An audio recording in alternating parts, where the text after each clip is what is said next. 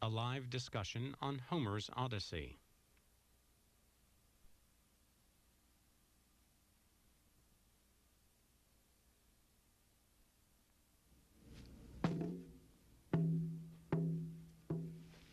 Speak memory of the cunning hero, the wanderer, blown off course time and again after he plundered Troy's sacred heights.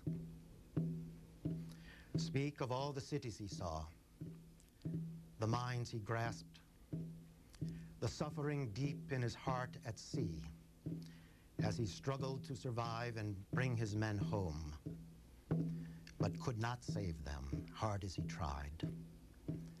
The fools, destroyed by their own recklessness when they ate the cattle of Hyperion the sun, and that god snuffed out their day of return.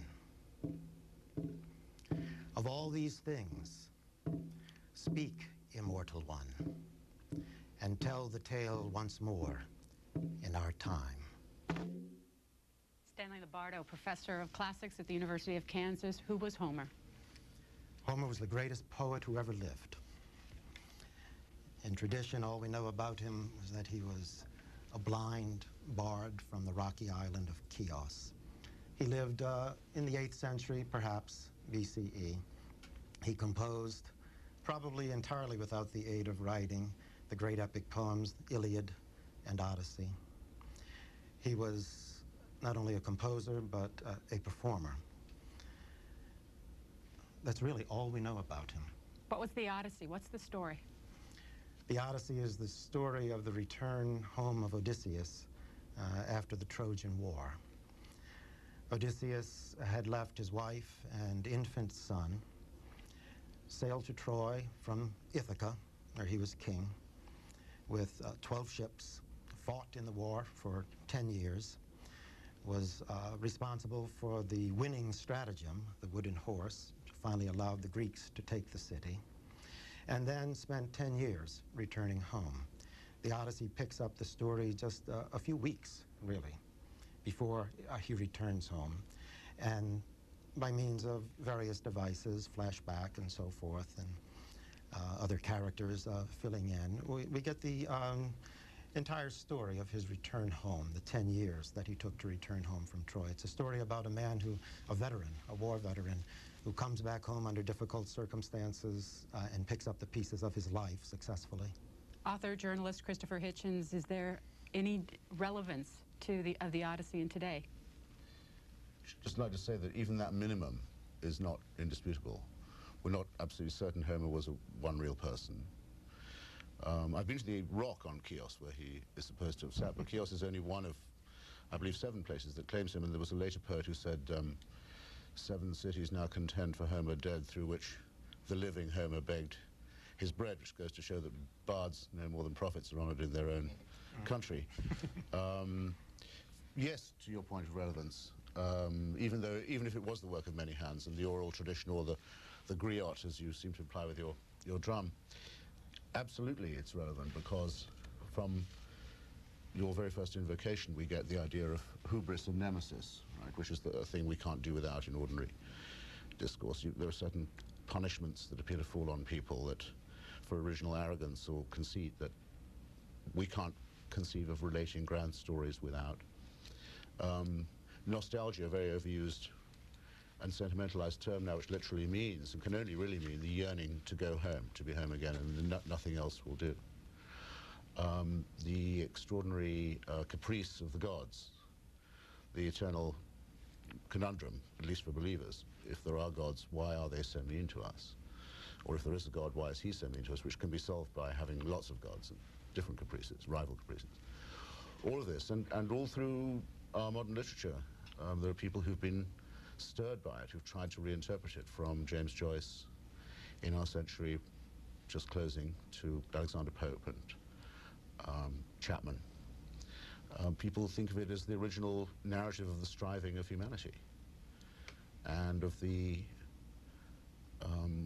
need also to beware of what you want, in case you ever do, as Cavafy says, finally get home to Ithaca. It may turn out that it's better to travel, hopefully, than to arrive. Jay Bottom, do you remember the first time that you read the Odyssey? I do. I read it because we'd just been given Tennyson to read about Ulysses in old age and what actually happened to him after he had arrived in Ithaca, and how, in Tennyson's reading, he had to set forth again in old age because traveling is better, finally. And that sent me to the Odyssey. And then... How old were you? Oh, 12, 13, in there somewhere. I was in a Grecian as a child, so I didn't have Professor Lombard's learning. But it's a story that once heard, of course, you never forget. But then on the other hand, you never actually ever first heard it. It's written so deep into all of our stories that you can't actually remember a time when you didn't know something about this story, whether you'd read Homer or not. It is the story of the Greeks. It's the story of half of our civilization. You are the book editor for this publication, The Weekly Standard, very political publication. Is there politics? In Homer? In the Odyssey. In the Odyssey. Oh, yeah, they're the eternal themes of politics: rivalry, jealousy, forming groups, how one wins over a populace, how one rules as a king, how one, and most important, I suppose, the perpetual problem of politics, how one hands on power. If you remember in the Odyssey, of course, the whole first set of books are not about Odysseus at all. They're about his son, and how his son becomes a man. And the perpetual theme of politics is, in fact, how it is that power may be transferred from father to son, from leader to leader. Deborah Dickerson, when... I can't resist, I'm sorry, adding... Sure, go ahead. No, I mean, it may seem too contemporary, but it also shows that even the highest aspirations of politics can be unhorsed by what people will do for women. And the lengths to which they will go, and the way in which self-interest, which is the highest political concept, or the most familiar one, dissolves when passion is involved. And that's the original hubris of Deborah Dickerson, Chris Hedges, of the New York Times, wrote the review of Professor Lombardo's translation of the Odyssey in the New York Times, and he wrote that every recruit headed into war would be well advised to read the Iliad, just as every soldier returning home would be served by reading the Odyssey. You were in the military. Were you able to bring that experience into it as you were reading the Odyssey?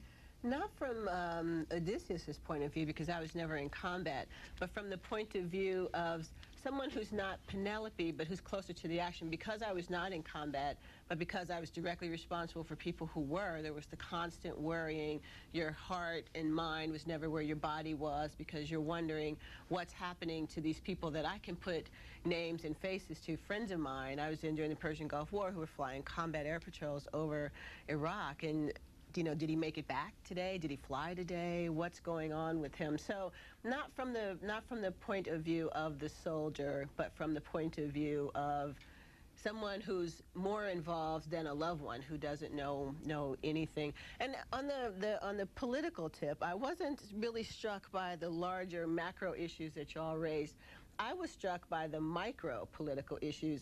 Now, I was very interested in the slaves and their response to oppression, because in the margins there was a lot there to think about. There was this constant implicit comparison between the good slaves and the bad slaves, and the good slaves had this nobility imparted to them, and in one case actually was a noble, the swineherd. And it was also so ironic that the godlike Odysseus ends up fighting with his son, a swineherd, and another sort of goat herd. The cattle herder. I thought that was really interesting, speaking of hubris and being able to use what you've got. But I was struck by the plight of women. Not that I was reading it with this sort of PC mindset, but of course I can relate to Penelope, you know, and what she should do and what she shouldn't do. And the servants, should they consider Odysseus's problems their own and think of him as a brother, or should they just make the best they can of any particular situation? And I don't really know the answers to these questions, but I thought there were some interesting examples laid out. But clearly Homer took a position. And also the fact that just the references to, I'm really, really interested to ordinary life in other times. And I'm wondering things like, did they ever eat anything besides red meat and red wine and bread? did someone always bathe you and rub you with oil? And when he was with Calypso, who was a goddess, she still waited on him. You know, she gave him his food and all that stuff. Even goddesses have to wait on their mortal. So I was very, very interested. Right. So I was really interested in just sort of the daily life. With a beautiful goddess, right. So it was the daily life. And also the fact that Poseidon was off with the Ethiopians, you know, when his son, the Cyclops, was there's so many details in there. That was when the Cyclops was being blinded, wasn't it? Yes. And I thought, well, that's really interesting. So it talks about, and there were so many references to other countries, Sicily and this sort of thing. It's amazing the amount of time, how big their world was, given how low their technology was. And lots of islands claim, as Chios does, to be Homer's original domain. Lots of islands, most credibly Malta, claim to be Calypso's. We have this geography here, this little map that was inside that might help out. Professor, can you help us with this?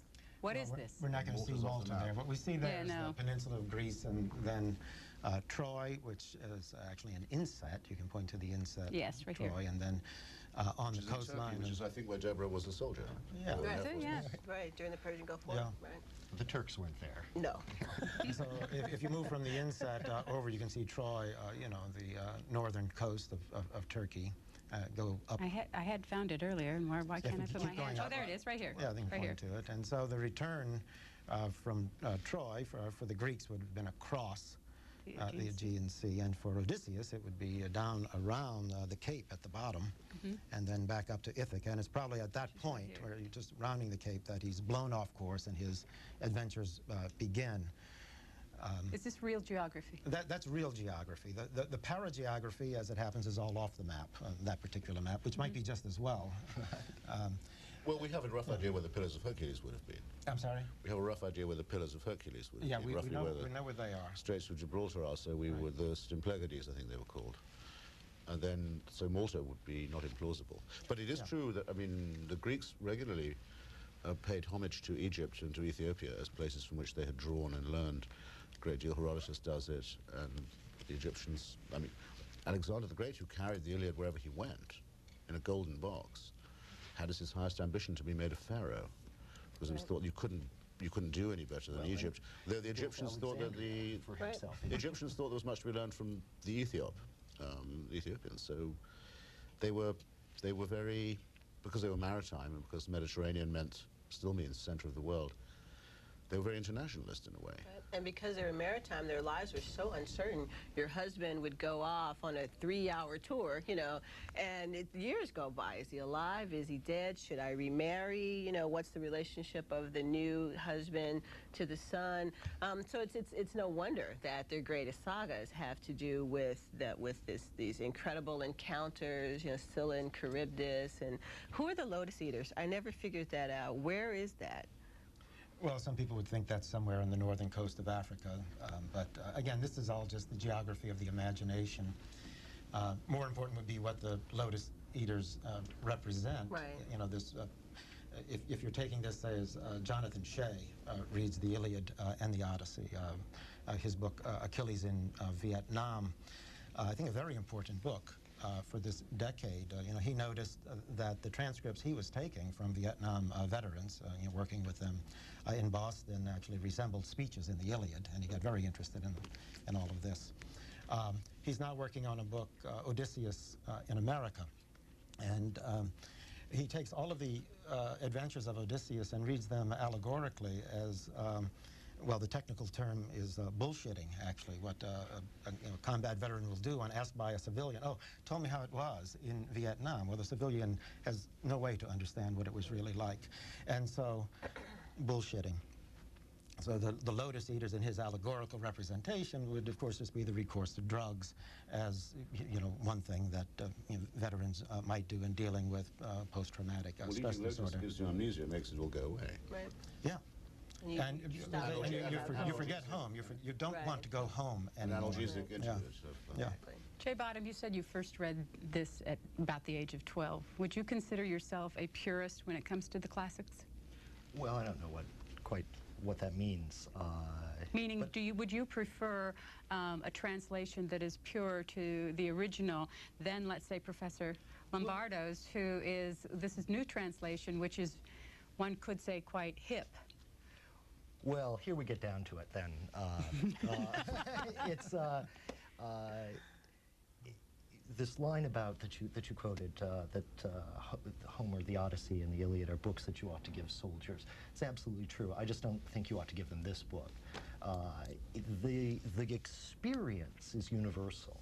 The experience that we're talking about here is universal. But Homer has something beyond the universal experience. He has something to teach us, not merely something to repeat to us. And what he has to teach us is a kind of nobility, a kind of understanding of how it is that the human being can rise above these circumstances and understand what it is to live according to the virtues, to live a life that, though it's tragic and short and filled with storms and angry gods, nonetheless is complete and whole and honorable. Now, what Professor Lombardo has given us here is the experience, that universal experience, and he's done it very well. His description of Homer in Vietnam, that's perfect for what he's done. He's repeated the experience. But what got lost, I'm afraid, is the nobility of Homer. Matthew Arnold wrote a famous essay called On Translating Homer. It's mostly about the Iliad, but there are a few references to the Odyssey in it. And he lists 4 things that Homer always is. Homer is always simple, Homer is always direct, Homer is always rapid. And Professor Lombardo's got the rapidity here, more than anyone since Pope. But the 4th thing is that Homer is always noble. And what we have here is something that seems to me, much as I liked it, it's really great stuff a lot of the time, but the rhythms aren't consistent. We get 6-foot lines, we get 3-foot lines, we've got hexameter rolling along, we've got little snippets, and the kind of rhythmic form that Homer has is what's completely lost here. These loud lines that you had to train your whole life to be able to get enough breath to repeat a whole Homeric line. That's all gone here. What we got are essentially the lines of song lyrics. Professor, let's listen to some more. Do you have something else? Well, you know, since Jay brought up the sound of the Greek. Jody. I'm sorry. The sound of the Greek, perhaps it'd be just as well to get it out in the air. Sure. So here would be the opening lines. In Greek. In Greek, right. So it's what I read at the beginning of the program. And yeah, you do have to train to be able to get these long sentences out. And why the drum? Well, you know, Homer probably performed with a lyre, but it probably was not used for melody, but perhaps just striking a few chords every now and then. And another, almost as a percussion instrument, another form of performance in the ancient world, the rhapsodes would use a staff. So this kind of, and perhaps beat the ground to keep time. So this combines the two, actually, in some kind of postmodern shamanic way. Andra moyane pemosa, polutropon, hos malapola plankte, epe troyes hieron toliethron epersen. Polon anthropon di dynastia kai no onegno. Pola dogen ponto pathanalgea hon katuthuman. Ar numenos hein tebs ukain kai noston hetairon. Aludos heterus erusata, hiemenos per. Auton gars veteres in atas thalies in nolonto, nepioi, hoi catabus huberionos elioeo esthion. Altoroteos apelata nos dimonemar. Ton hamothenge the athugater dios, epe kai hemin. Christopher Hitchens. When Homer smote his blooming lyre, as the name of the book, one of Kipling's, came back to me when Jody was speaking. If Homer is terse and as swift as he is, I'm not sure that that'll quite carry your point about honor and virtue, because sometimes you blink and you think, yes, in those 2 lines you just said how Odysseus, having left Troy, landed on, it might have been Imbros or Tenedos, made short work of the civilians, collectivized and sold the women, burned everything he couldn't carry away. And so I think, wow, there's a lot condensed into that. In other words, the idea of the soldier's life is represented without any euphemism at all. I mean, sometimes they gloat over violence, and sometimes you realize that, yes, men like listening to this because men love this stuff, the way the sword goes in under the breastbone or under the chin, and the feel and the crunch of it. But there's also the absolute pitilessness of it, and the feeling that it must be justified, and the best way to justify it is to say, you're doing it on behalf of your wives and children at home. You're doing this to the other people's wives and children. They're the necessary invocation. All the more important then that he has to be always represented as not forgetting the family or the family values in which this actually rather hectic bit of plunder in Troy has been undertaken. But when you exercise in vanity and also in the well, I don't want to call it the conceit exactly, because I don't want to dishonor the soldiery, but the idea that, look, anything may be better than the pastoral life on some island, and if you get a chance to get into a long ship, a dark ship, and go and try and win a golden reputation, seize it, and who cares about the survivors?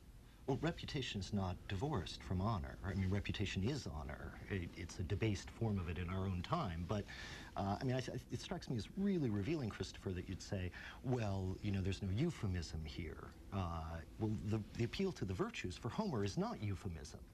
I mean, that's the tragedy of our own age, is that when we speak about it, it becomes very difficult for a soldier, even a soldier, to get up and talk about things like a soldier's honor, bravery, the military virtues, because they sound false in our mouths as we say them. You know that they're real, but to talk about them in public sounds false. But Homer lives in a time when there isn't that big a gap between the language and the moral sense. Now, we may disagree with that moral sense, but the moral sense is real, and the language matches it. And they know when they have been vicious. They know when they've fallen into vice. And they know the language to speak it. And that's what I don't get here. There isn't a high language with which to address the kind of issues that are actually present for Homer in Professor Lombardo's translation. So that the kind of key moment for me came when Odysseus pours the blood out, and he calls up the ghosts, and here comes Achilles. And Odysseus, you know, says, "Oh well, you've been freed from the eternal suffering. You know, you're dead." And Achilles answers now, the great hero whose failures and vices are essentially the story of the Iliad, is now called up as his ghost, and he says, "Oh, don't try and sell me on death." Well, it's diction that's let us down there. It's diction that's failed. That's not the high language that a hero would speak to understand his own actions, including his own failures. We are, at this time, going to just take a brief break and tell you that in about 10 minutes, we're going to open up our phone lines and invite you to join in on this discussion. This is one of the first times that Book TV has attempted to discuss a classic. This is the first time we've done it live. We're interested in your questions and your comments, and also later on what you think of this format and whether you'd like to see us continue it. We have chosen Homer's Odyssey as the first one to talk about. This is the book, and this is the new translation by Stanley Lombardo. He teaches classics at the University of Kansas, and he's joining us today. We're going to ask him to continue leading this discussion, and with him, Christopher Hitchens, who's an author and a journalist, has a new book coming out in January. Hope so. Maybe soon. What's it about? It's called Unacknowledged Legislation, which is a line stolen from Shelley, and it's about the effect of writers on the public sphere, of literature on the public sphere. Jody Bottom, who writes for the Weekly Standard, is the book editor there for how long? 2 years now. And prior to that? I was at a little religious magazine in New York called First Things. And Deborah Dickerson is also with us on her own book tour right now for this book, An American Story. What's it like to be on this book tour? I'm really glad to be here on the show because it's in D.C., which is where I live. The book tour is very rewarding because those are the people you wrote it for, and you know, people who don't like you don't show up. People who like you show up. So it's rewarding but tiring. What would Homer be like on a book tour, do you think? I feel a little like but I don't feel very noble, so I guess not. He would need a guide dog. He would need a guide dog, but hopefully no visits from the dead. 202-624-1111 if you live in the Eastern Central Time Zone, 202-624-1115 if you live in the Mountain or Pacific Time Zone. We can also take your questions through email if you'd like to email us at booktv@cspan.org. And Professor, let me turn next to you. If you want to begin again this kind of, as we try to replicate a book club discussion here, a theme in which you think that we should now move into. Well, I'd like to read a little part from Book 8, where Odysseus is on the island of the Phaeacians. They are going to give him safe passage home. He is being entertained at a feast by the blind bard Demodocus, who may represent Homer himself. And Demodocus has just sung a brief part of the story of the Trojan War. And Odysseus turns to him and says, "You are an amazing poet, but now I'd like for you to sing the story of the wooden horse," which of course Odysseus was in, and that was his stratagem. So the bard is reading that story, and Odysseus is listening to it. And his reaction to the story that the bard sings is what I'd like for us to consider. So he spoke, and the bard, moved by the god, began to sing. He made them see it happen, how the Greeks set fire to their huts on the beach and were sailing away, while Odysseus and the picked men with him sat in the horse, which the Trojans had dragged into their city. There the horse stood, and the Trojans sat around it and could not decide what they should do. There were 3 ways of thinking: hack open the timbers with pitiless bronze, or throw it from the heights to the rocks below, or let it stand as an offering to appease the gods. The last was what would happen, for it was fated that the city would perish once it enclosed the great wooden horse, in which now sat the Greek heroes who would spill Troy's blood. The song went on. The Greeks poured out of their hollow ambush and sacked the city. He sang how one hero here and another there ravaged tall Troy, but how Odysseus went like the war god himself with Menelaus to the house of Deiphobus. And there, he said, Odysseus fought his most daring battle and won with the help of Pallas Athena.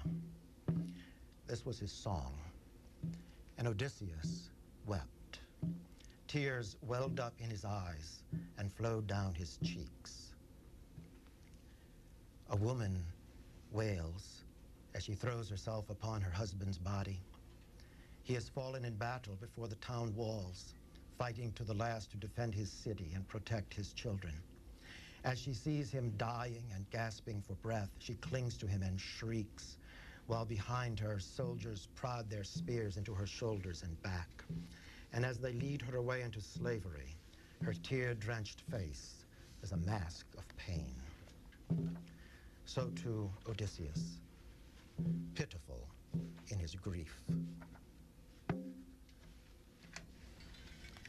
The simile, which was in the translation, I indent the similes and set them off in italics, because the similes in Homer have a way of just floating into our consciousness almost as a flashback of either some traumatic or sublime experience. And it seems to me that's just what's happening to Odysseus here. His suffering at the moment when he's hearing the story of the Trojan War is compared to the suffering of a woman who is about to be led away into captivity. Her husband has just died. How many times must Odysseus have seen that? Now, we're not told explicitly, that Odysseus is remembering that. This is rather part of Homer's poetic art, kind of getting into Odysseus's subconscious. That's the passage I'd like to bring up for discussion.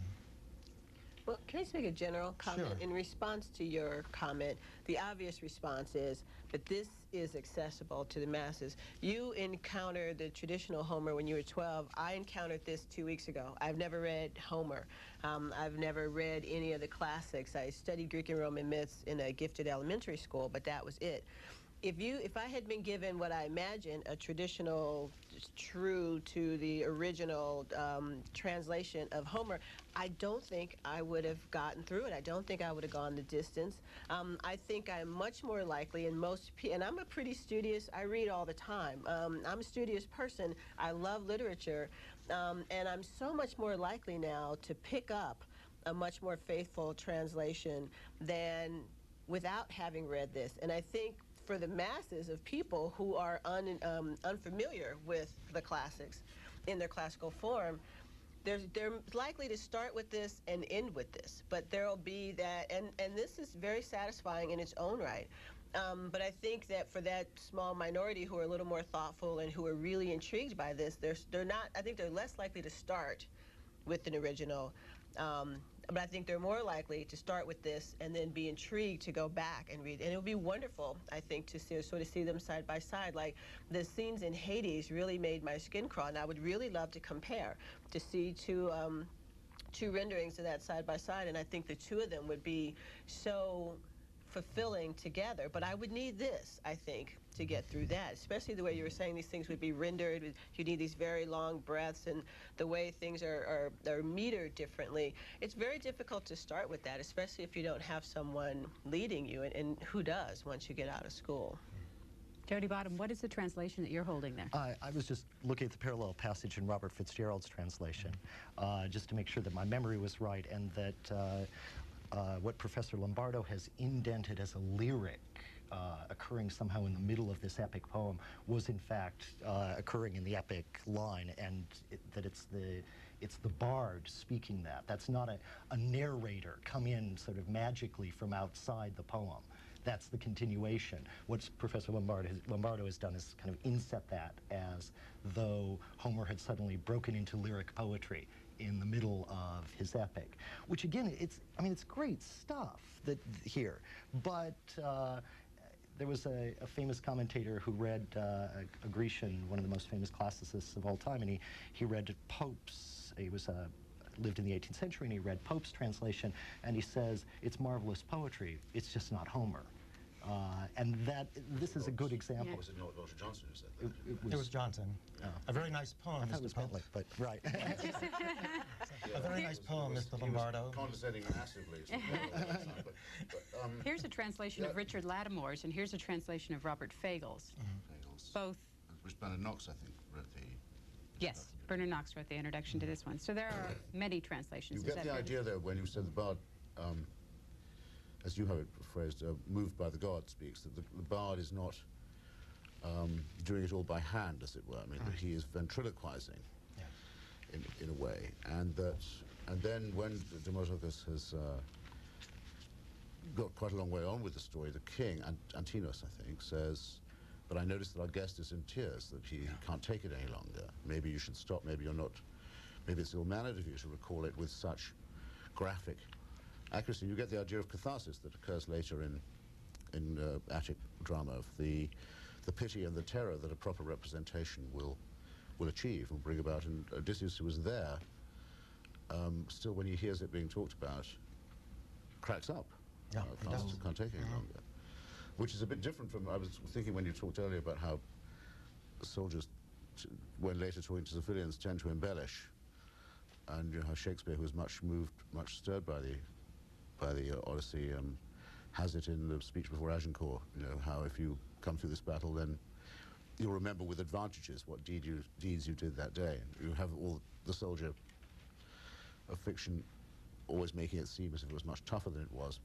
Well, But this is not true in this case. This is someone who was there and who This finds... is entertainment for the Phaeacians. Yeah. For Odysseus, it's his own deeply disturbing history that he's still trying to deal with, and trying to find a context in which he can deal with it. He's trying to communalize his experience, but his comrades are all dead. And when he'll go back to Ithaca, it'll be an entirely new generation. But the Phaeacians want to send him on his way. They do, yes. And they feel he's suffered enough and should get home. And they're proud of their own longships and so on, but they feel they have a quarrel with Poseidon. Poseidon doesn't like them, thinks they're too proud of their seamanship, which must be the worst possible news for Odysseus to hear, because he's already been victimized by Poseidon. And he feels finally made landfall, but no, there's more to come. And they're horribly punished, if I'm not, for helping him get home. Yes. Just incredible hardship and cruelty and sadness. They help this guy get home after all this time, and he finally gets there because of them. And then it wasn't clear to me exactly what happened. Walled off the city with the mountain, or it made the ship sink. It turned the ship into a big rock, and it sunk. But it, right, but this incredible, does Odysseus even know that that happened? No, he would have no knowledge of that. So it's He's just already an amazing home. world that Yeah. he was describing. Well, actually, it's a world pretty much like our own. There are some other Shakespearean echoes in your translation. I noticed that in book 4, I made note of it. You say, "Screw up your courage to the sticking point," which I think is from Macbeth, if I'm not mistaken. Yes. And the line that kept coming back to me when I was reading it, as it always does when I do, is I think from Lear. It's as flies to wanton boys, so are we to the gods. They kill us for their sport. That's right, yes. And ever present. They're never more than a breathing away from the idea of some caprice from Olympus, some piece of random vengeance or spite, mere spite, in fact, except for Athena, who still seems to me to come through as the best of the gods that humans have invented for themselves. You did this on purpose. What is that? Parallels with Shakespeare. Yes, I am constantly alluding to the entire tradition of English and American poetry, and I'm especially pleased when people recognize those allusions. This is the way Homer himself worked. He was heir to a tradition of performance poetry that was perhaps 600 years old, and the cherished formulae that he weaves in and out, the fabric of the poem, really an important part of the poem's texture and aesthetic import. In dealing, with those formulaic expressions, determined a large part of the poetics of this translation. This translation is published by Hackett Publishing Company. Let's take our first call for our group. It's from Washington, D.C. Welcome to our group. Hi, how are you doing? Fine, thanks. This is a question for Professor Lombardo. And I'm studying the Odyssey in school, and I was just wondering, what do you believe is the Odyssey's deeper meaning? For instance, what is the Odyssey really about? Is it a religious text showcasing the power of the gods, or just showing human struggle in a whole? What do you believe the Odyssey is really about? Caller, can I ask you first how old you are? I'm 15 years old. And what school do you go to? St. Albans. And you're studying this in... You're studying this in class? Yes, I am. Do you like it? Yeah, I think it's a good book. I mean, I'm reading the Fegel's translation, which is very good, and I understand it very well, and I enjoy it quite much. I also think his description of battle scenes are very good. Professor? The Odyssey functions on many levels. In some sense, it is, if you will, a religious text. It's about the will of Zeus, as the Iliad is about the will of Zeus. It's Zeus who finally decides that that patient man, Odysseus, gets to go home. But, it's an intensely human poem. The first word of the Odyssey in Greek is andra, a man. It's a story about a man with a lot of intelligence, a lot of guts, courage, commitment, single-mindedness, who finally does make it home. It's a poem about courage and commitment, and it's as much about Odysseus as Penelope, who has all of those same qualities, intelligence, commitment. In fact, towards the end of the poem, Agamemnon, who had the opposite experience of Odysseus, a faithless wife who murdered him when he returned home and he's in the underworld, he praises Penelope and says, men will make songs about her, in times to come, and she almost becomes, the hero of the poem herself, and in many ways she is, and a lot of the recent scholarship on the Odyssey is about, feminist scholarship, is about Penelope and her metis, which is the Greek word for this cunning kind of intelligence that Odysseus and his wife share.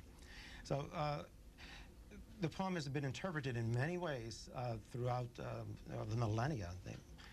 Neo-Platonist philosophers saw Odysseus as the type of rational man wandering through the sublunary universe, acquiring gnosis, some kind of enlightenment, and finally returning to his celestial home. And it is a poem about experience and what you do with your experience. How do you use your experience in your life as it is now? There is a whole tradition, of course, you spoke of the Neoplatonists, Porphyry and Iamblichus on down to Proclus. There's this tradition of reading this. These are late classical philosophers. Later classical. Very late classical philosophers at the end of the classical age. And they're going to read this book, these books by Homer as entirely allegorical. Speaking about the highest metaphysical propositions in allegorical terms. I don't think we have to go that far to help the caller out, though, and say that there is a religious theme here. And I think it's actually slightly different from the one Christopher Hitchens was pointing out, because it's clear all the way through. Your mention of Agamemnon, in fact, is worth picking up. There are two other stories that run through this Odyssey, which is, of course, all about Odysseus. But there are two other stories that keep popping up. And one, of course, is the Trojan War, and the other is Agamemnon's return.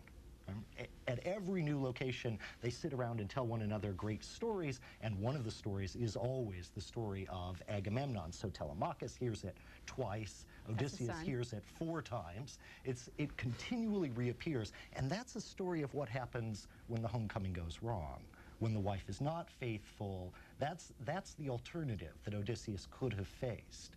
They do live in a world in which they're only, a 1-inch plank from falling into the bottom of the ocean. They live in a world of enormous violence and enormous caprice, and yet somehow they don't actually live in a mental world of that. They don't believe that the gods are necessarily capricious. They don't believe that things happen randomly. They have a sense of justice in the universe. They have a sense that good deeds will be rewarded and bad deeds will be punished. They live in a religious mind. And the world that they live in this dangerous way is somehow a reinforcement of that religious mind that they dwell within. We're not as cost-free as you think, though, I think, because I was also going to ask Professor Lombardo this. You say, I don't know if I've guessed this right, at one point, your translation has some wanderer, he was born to sorrow, and I suddenly thought, as again I had before in reading other translations, that it's not unlike the book of Job in some way, and man is born to trouble as the sparks fly upward. And poor old Odysseus is a plaything in many ways of a god who decides to see how much he can take. Unlike Job, I don't think he's ever quite tempted to complain or to say, why is this happening to me? Why have you chosen me for these tribulations? But the price of it, which Jody elides a little, is constant propitiation. You're always having to make sacrifices. You're always having to look for auguries and omens, always having to wonder if you've done the right thing or placated the right God. It's quite a servile existence a lot of the time. You're always in fear and dread and always wondering what exaction is going to be demanded of you or what humiliation you're going to have to inflict upon yourself. Plano, Texas. In that respect, very religious text. Plano, Texas, you're next.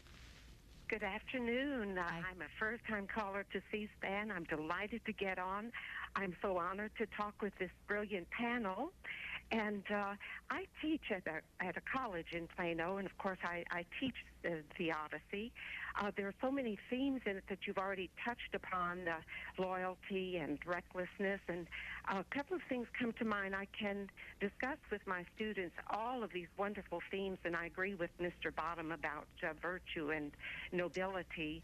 But when I zero in on the notion of how does one live one's life when a war is over, and how reputation is so important with the notion of Telemachus, learning you're a person of your father was of great renown and so forth.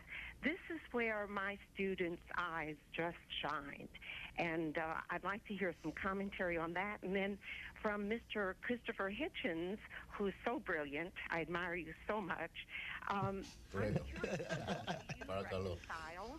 Politically, a rascal like Bill Clinton, well, actually, I'm being kind, with someone like Odysseus, who is manipulative and, well, I won't go there. You know what kind, I think he's wonderful. He is heroic. But how do you reconcile some of his less than noble virtues to get home with a figure like Bill Clinton, or even the recklessness of the suitors? May I hang on and listen? Thank you.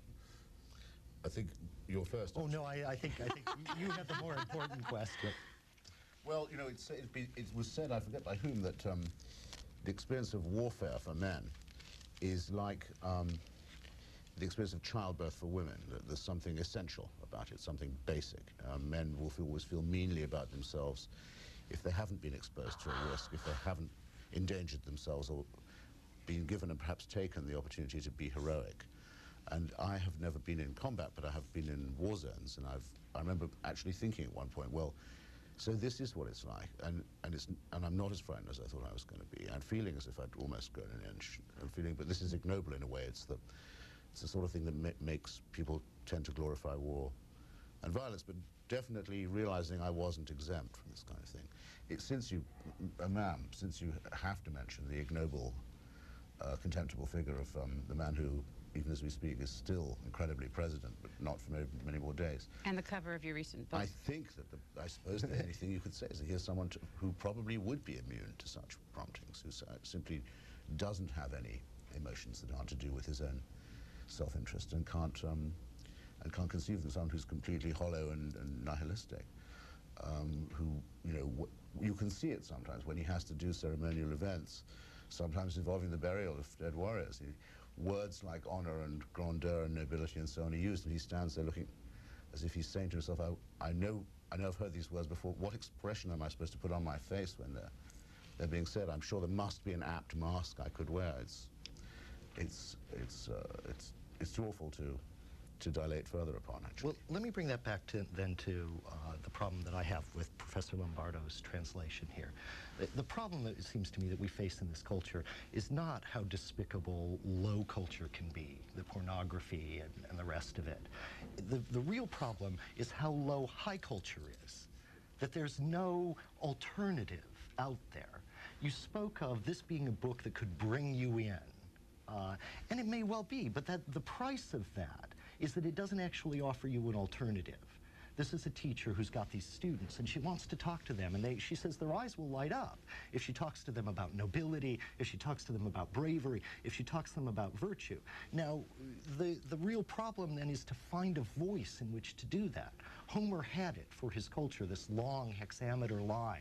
He had a voice that was going to do this, and they could understand why people would speak these long speeches to each other.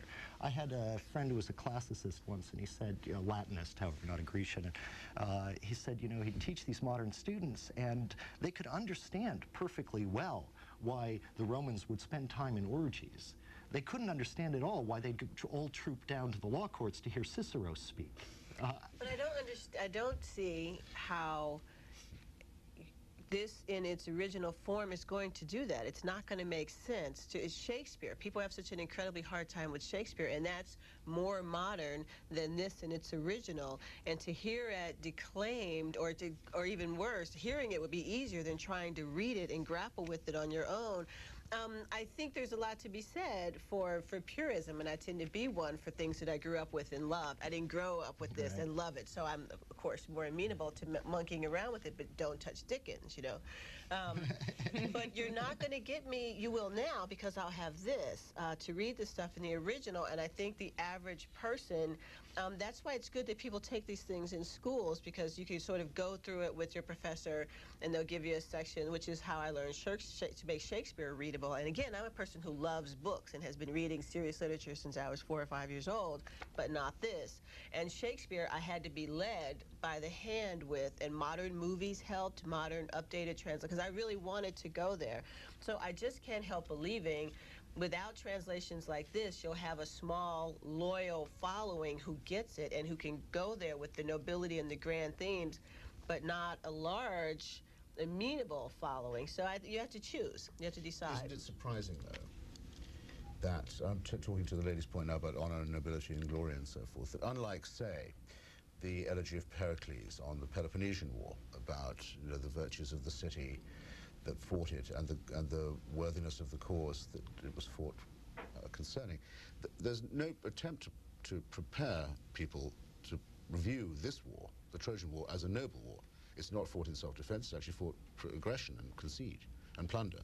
No one says this is a grand item, a grand issue, a grand matter for which a good man ought to be prepared to lay his life. It's not, it doesn't say what this teaches you is that there are some things worth fighting for, as many such narratives do. There's no attempt to do that. On the way back to Ithaca, why do they fight? They fight because they've run into another group of people who might be hostile to them. They're not even fighting any particular enemy, they're just fighting. And their enemies are very protean. And we only have their word for it, that some of them were evil and some of them were just in the way. But it's quite surprising that you think there is no, it's not like the speech before Agincourt. It's not like, you know, I would not die in that man's company.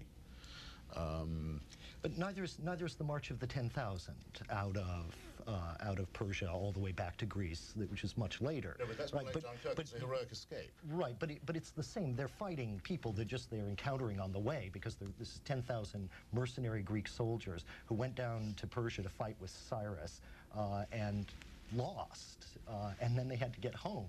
And essentially they had to fight their way all the way home, holding camp meetings every third or fourth day to argue about things. The story's been called Democracy on the March. But where's the nobility? The nobility is once the fighting has begun? The nobility, though, can't be then entirely, this is like what I take Christopher's point to be, the nobility can't be entirely in the nobility of the war then. Virtue is a much more personal thing. Peoples don't have virtue. This isn't like America fighting the Great Crusade of World War II, or England fighting World War II, or, you know, the peoples of Europe fighting the Crusades. It's not the war itself, which is necessarily the noble thing, for it must needs be that war will come. They live in that kind of world. What it is the nobility of the individual. That you can keep your honor in a world filled with violence, rage, war, mountains suddenly forming around your city, all these things that can happen. Let's get to another caller, Phoenix, Arizona. Yes, I'm dying to hear what the Iliad and the Odyssey might have to say about the traditional roles of men and women then in Greek individualistic kind of male-dominated times versus our more, I think, domesticated societies where political correctness doesn't want our men to show too much competitive spirit or individualism. It's almost a matriarchal socialism versus a patriarchal capitalism. Professor? Well, the Odyssey has a great deal to say about the power relationships between men and women. Odysseus is alternately thwarted by powerful female figures. He's able to win some of them over to his side, and he's also aided by many women. Athena is the goddess who supports the male enterprise, if you will, supports, you know, these aristocratic male patriarchal values. She likes men, she likes heroes, she likes soldiers, she likes intelligent men. Especially, and that's why she likes Odysseus so much. She even likes him because he's a liar, and he's very good at it. And she really admires him for that. At one point, she says, "Well, here we are, the two shrewdest minds in the universe. You know, I'm, you know, famed among the gods, you know, for my clever stratagems, and you among men." At the same time, one of the themes that really runs throughout the Odyssey is expressed by the Greek word homophrosune, which means like-mindedness. And Odysseus actually first brings it up when he's talking to the princess, Nausicaa, who is rescuing him. And he washes ashore her island, Phaeacia, and he has nothing. He's absolutely destitute. And he makes a very winning speech to her. She's a young girl out, princess, doing the laundry. He talks to her about perhaps the marriage that's on her mind. And he says, you know, there's nothing better in this life than like-mindedness, homophrosune, between a man and a woman, a husband and a wife. And one way to read the Odyssey is this successive appearance or growth of homophrosune. When we first meet Odysseus, he's with Calypso, and they are not like-minded at all. He still slept with her in her caverns, an unwilling lover, mated to her eager embrace. Days he spent sitting on the sea, staring out at the breakers with hollow, salt-rimmed eyes. They just had no meeting of minds, and finally he leaves. When he's with Circe... Not without a final encounter with her. Oh, he sleeps with her once more. Well, the sex is good. Yes, It's of just course. everything else is out. No, that's fine. He Yeah. can't, but Penelope can. It's very beautiful, actually, the last time they go to bed. Verisimilitude, But then when he's with Circe, you sense, oh, you know, these people are thinking alike in some way. And he spends willingly, very willingly, a year with her as opposed to 7 unwilling years with Calypso. And then when he comes finally home and disguised as a beggar, has encounters with Penelope. It's really fascinating to see how their minds are starting to come together after 20 years, or have always been together. And when she thinks of this strategy of the contest with the bow to determine whom she will marry, it seems that she's doing that in some sort of recognition of who this beggar is, although they are not overtly recognizing each other. He for his purposes, and she perhaps out of her fears. But their minds come closer and closer until finally the great recognition scene, the very beautiful and noble recognition scene between them when husband and wife finally come together after 20 years. You can see that they are supporting each other. And that the gender struggle has finally been resolved when finally they do go to bed together, to their bed and to their rituals of old, is how Homer very tactfully and nobly puts it. Isn't it in Nausicaa that he says, imagining this possible wedding, Yes. that there's nothing greater than the toast at a nuptial, that this couple will be a great joy to their friends and a great grief to their enemies. Yes. Isn't that, I always thought that was, I don't want to seem too matey, but I was actually at Deborah's wedding and thought to myself, it would be wonderful to be able to give this toast, but it may be too early to say. But it still would be a wonderful thing to be able May you to be a say. joy to your friends and have no enemies. Well, Professor Lombardo just gave us a brilliant analysis, it seems to me. The only thing I'd want to add is to answer directly to the speaker, or to the telephone caller, and say there's a sense in which this whole analysis of the social world and society, there is no social world. There is no society. There's politics, and there's private life. But this whole kind of social world and the way society oppresses us and all the rest of it, it really didn't exist for the Greeks in the way that we conceive it now. So that you read these about these people, and sometimes they're like children. They really are, just like children. And other times they're like adults, so much older than you are, so much wiser. The men and the women seem actually grown-ups. Sometimes when you're reading this, they're grown-ups about sex, they're grown-ups about private life, and then you see Telemachus get up in the meeting on the islands, and you see him speaking, and you realize that once again their political lives are the political lives of grown-ups as well. They're living in a different world, and this whole sort of social question of what different societies do and how individuals are over against their society and oppressed or free, all of those are kind of modern questions that the Greeks couldn't have conceived of at all. That's what makes them sometimes seem childish. Right. But then the rest of the time it makes them seem like grown-ups. So you see Penelope and Odysseus talking, and they are full-grown, clear-eyed, intelligent, wise people. Also to the question about the feminine and masculine principle, I mean, we aren't really made to privy to how Penelope feels about what choice she had in being abandoned for a war in which she doesn't appear to have any direct interest or need. But we are told something in general about how civilians are in as much danger as soldiers in these kinds of battles. And so a man has really the privilege of having volunteered for it. But what happens to women if their menfolk are killed or if their side loses is made very explicit indeed. Right. Although And in the same way, the masculine and the feminine principle is represented by Athena, who's undoubtedly, as you say, the moral and intellectual victor of the arbitrament, and who is wise and thoughtful and takes the long view, whereas Poseidon, who's as masculine as you could wish, acts all the time as if he's having premenstrual tension. Although the tradition, of course, once these descended into, these two epics descended into next generations, other epics were written to kind of fill in the missing pieces of the story. And in those you can find the tradition that in fact Odysseus was not a volunteer. He didn't want to go and feigned madness in an attempt to get out of going. But it is finally, of course, his honor is at stake, finally. He finally does have to go.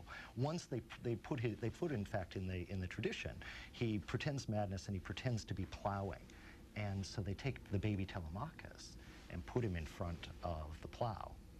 And Odysseus stops, and then that's how they know he's not crazy. And now, since he's sane, he's got to fulfill his duty and go to war. It's catch-22. You'd have to be crazy to want to go. Yes. Exactly. But if you know you're crazy, then you can't be crazy. But I'm sorry. I just have to say to the caller, if any woman who would volunteer to go back and live in these times, just for the sake of having clarity in gender roles, she's welcome to it. But this woman has to marry. She can't choose to remain single. She can't make that choice. Either her father or her son is going to make that choice, or these men are going to make it for her. These men who have invaded her home and won't leave. So, yeah, there's no way they interpreted their world the way we're interpreting their world, just as people 1,000 years from now will look at our world and slice and dice it completely differently. But I think she certainly knew. She didn't say, I stand my ground as an individual, sovereign human being, and I refuse to get married. She came up with subterfuge after subterfuge. And so she did the best she could in the world that she was living in. And nobody had a great shake in this life. So it's not that women were worse off than every. You can't really make those sorts of you can't make a hierarchy of. Everything depended on how wealthy you were, how beautiful you were, how favored by the gods you seemed to be. If you were a man, were you big and strong and godlike, or were you this wimpy guy who couldn't shoot a bow and arrow? Life was nasty, brutish, and short. But I still wouldn't have chosen to be a woman in that world. Indeed, when Athena appears to Telemachus and says, resist this idea that your mother should be forced to choose one of the suitors, one of the reasons that she gives for that being inconvenient is that her parents would have to pay, Penelope's parents, a whole new dowry, they have to go through all that again to get her married off again. So But it isn't instead of saying, I can appear to you as a shower of gold and take care of that, which is in her power to do. But here's the point of this story is actually, I'm so glad you used that phrase of Thomas Hobbes, nasty, brutish, and short, which was his description of human life.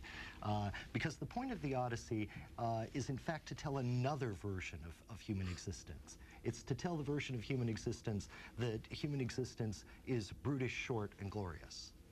That it's the alternative to the Hobbesian vision. Well, it can be for some people. Well, okay, but you're supposed glorious life is worth an age. Right.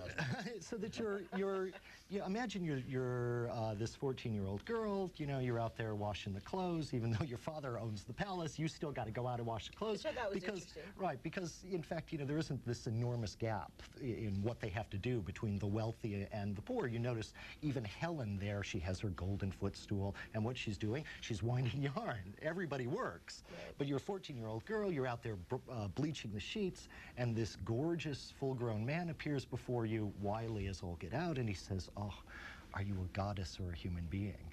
And she says, he was a player.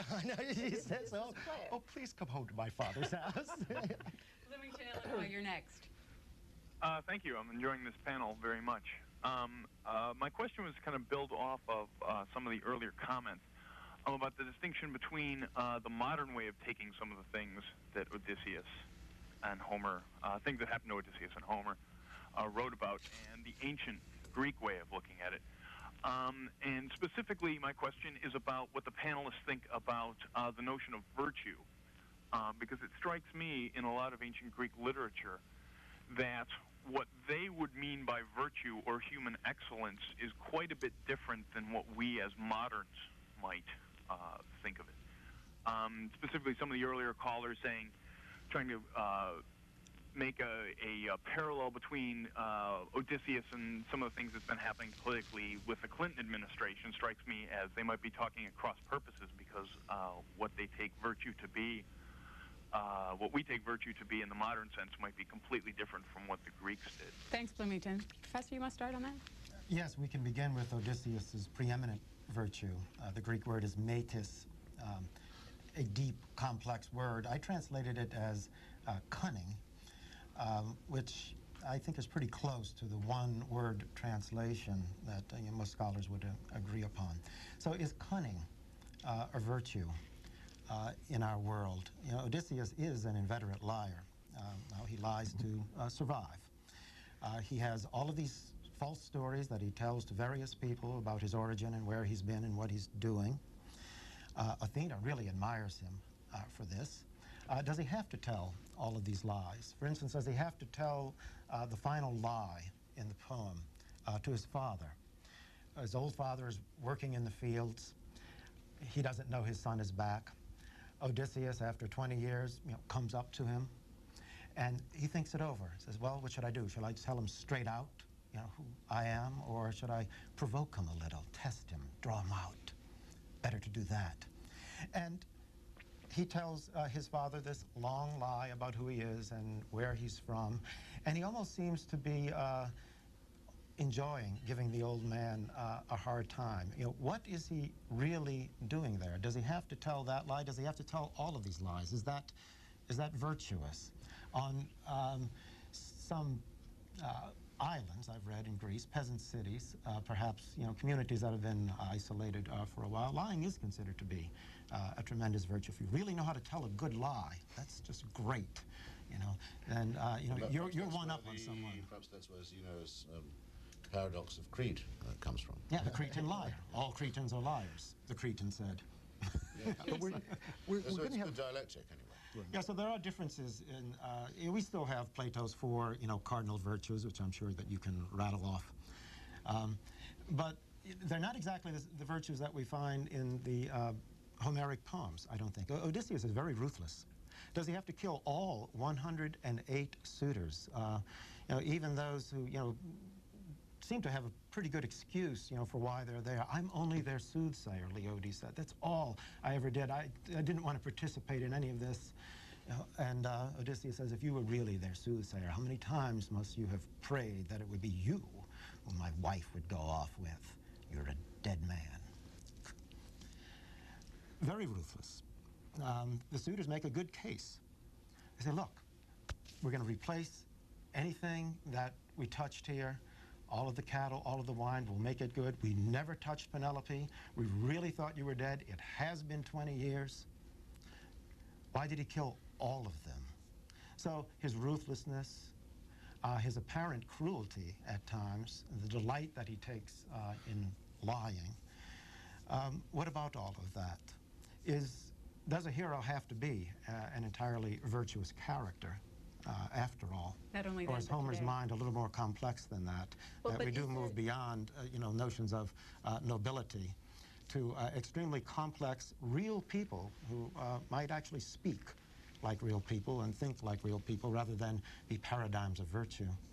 Well, but on your final exams, I mean, who gets an A? You must ask this question all the time. What do you have to say to get an A on your final exam on this question? It seems to me, in trying to figure this out, I mean, you can't look at a society that has slaves and say, well, no matter what this person did, they were ignoble. You can't do it that way because things change from time to time.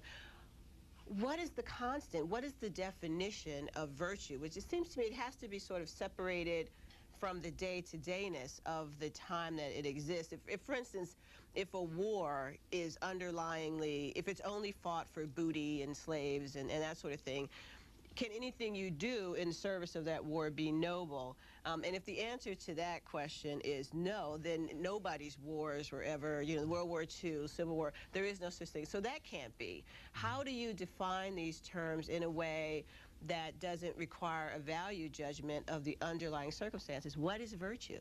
Well, the Greek word for virtue is arete, which means excellence. The related word root you'd find in, say, aristocrat, aristocracy, is a Greek word that means really excelling, being the very best. So in the Iliad, for instance, if you speak well and fight well, you have arete. In the Odyssey, you also have to have patience, endurance, intelligence, commitment. These are the virtues, the fine qualities. That's really what virtue means in Greek, a fine quality, an excellent quality of character. But it is not defined. It certainly doesn't have the moral sense that our word virtue has.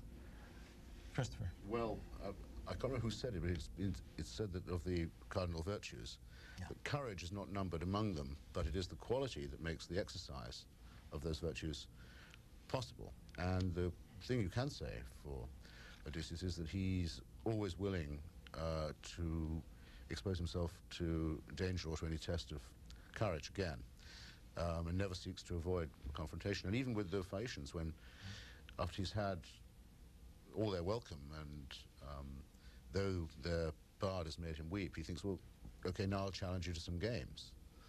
You know, I may not look much, and someone in fact taunts him and says, you don't look as if you'd be any good at the athletic. So he says, well, I can put this discus, you know, far beyond your reach. We can't expect, though, Christopher, that pushing the envelope, that the virtues are going to be exactly the same. I mean, the great change comes with Christianity, right? And it changes everything. It changes the virtues.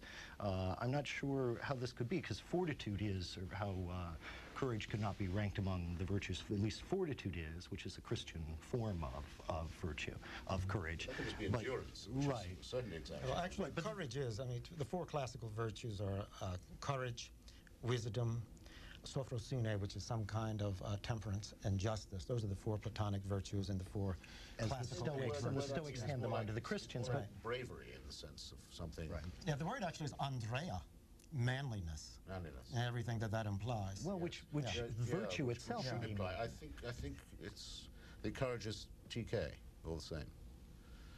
Oakland, California. Hello. You're on the air. Hi. This is Willis Barnstone. I've translated some books from ancient Greek. I'm an admirer of your work. Oh, thank you very much. I was going to say that I just turned into this wonderful program, and I'm going to go down to Cody's and buy your translation, Professor Lombardo. As far as the level of rhetoric, the register of rhetoric, just hearing you speak, I did feel it was appropriate to a picaresque hero who's surviving around the Mediterranean. I was very consoled when I heard Mr. Hitchens say parakalo to bring in the Greeks, as probably we all should, the modern Greeks. I loved hearing you recite the words in ancient Greek, but as one who learned Greek, ancient and modern in Greece, I wish that the live language of ancient Greek would be spoken as we do in the Greek Orthodox Church or in the amphitheaters of Greece where you hear the ancient plays, because it makes it alive again. Maybe you would agree, but you do use the international Erasmian translation, but which is still a little unreal to me. How many different translations are there? There are over 50 translations of the Odyssey in English. And in the critic. In Greek, well, there are some modern translations. There's one, in fact, by Nikos Kazantzakis, who translated the Odyssey into modern Greek. Professor Barnstone prefers the modern Greek pronunciation.